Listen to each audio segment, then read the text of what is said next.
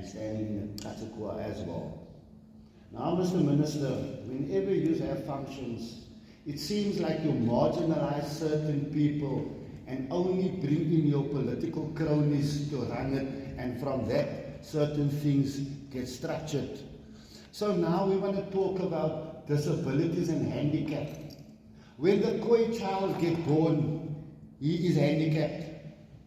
Based on your political party that has started BEE, what was that?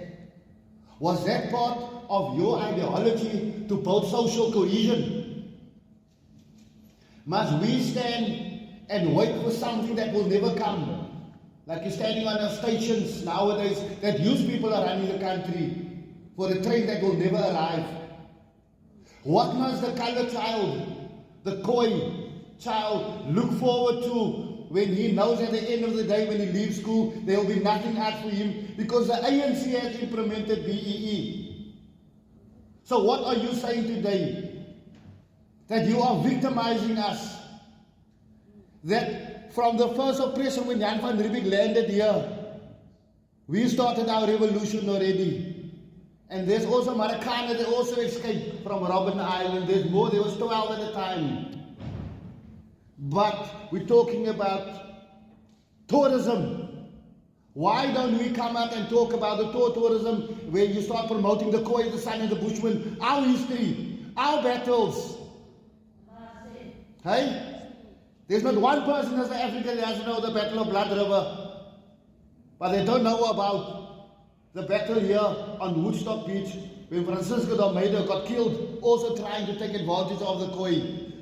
I should feel ashamed for you belonging to the ANC, knowing that we also laid our lives down. Ashley Keel, Anton Franz, Colin Williams, and all those other colors that were detained.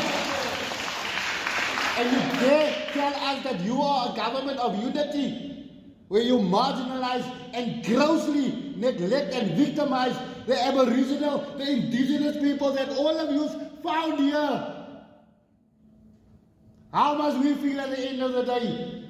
Must I encourage social cohesion? I'm also a man that's stealing electricity for the past 18 years. But we have started now negotiating. Like you can come to the David Johannes Royal House in Marbury that we have the control of this area. Not once did you approach the proper kingdoms because you want to run around with those Mickey Mouse organizations that you can bullshit.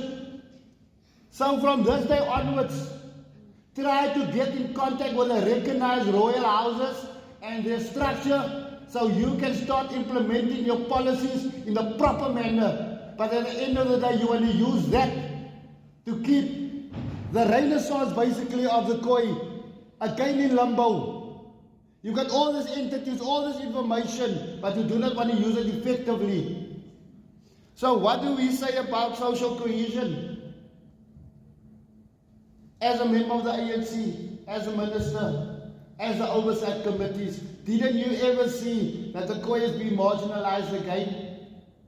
We had our colonials before, and now we also got a settler that came afterwards to enslave us in our own country, to make laws to keep us oppressed, to have so much bestowed upon me that we cannot even generate anything from today. If you think a 10 rand is nothing, to some households a 10 rand must buy a half a loaf of bread. And what must go on that bread? But we're sitting with land. We do not want to have reform where we start giving land to people so we can actually go out there and plant food.